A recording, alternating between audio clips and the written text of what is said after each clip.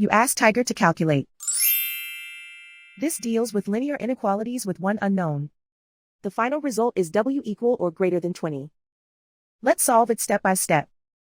Isolate the W. Divide both sides by 4.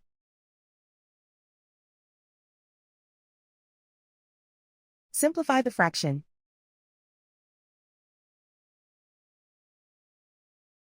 Find the greatest common factor of the numerator and denominator.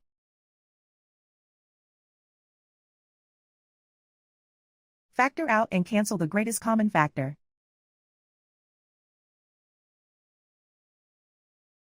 Plot the solution on a coordinate grid.